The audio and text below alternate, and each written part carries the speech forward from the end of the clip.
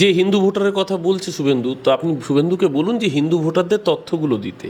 Particularly দেখা যাচ্ছে যে হিন্দু ভোটারদের কথা শুভেন্দু বলছে তাদের বাড়ি হচ্ছে রাজস্থান, তাদের বাড়ি হচ্ছে গুজরাট, তাদের বাড়ি হচ্ছে হরিয়ানা, কারোর বাড়ি পাঞ্জাব বা উত্তরপ্রদেশও।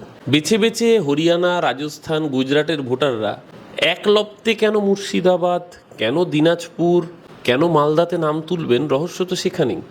মমতা ব্যানার্জি সঠিকভাবে পয়েন্ট আউট করেছিলেন বলেই 27শে ফেব্রুয়ারি সভায় নেতাজি ইন্ডোরে একের পর এক ঘটনা ধরা পড়ছে, যেগুলো আমরা বহু সময় আপনাদের চ্যানেলগুলোতে উদাহরণসহ দেখিয়েছি যে কীভাবে সেম এপিক নাম্বার ব্যবহার করে একাধিক নাম উঠছে।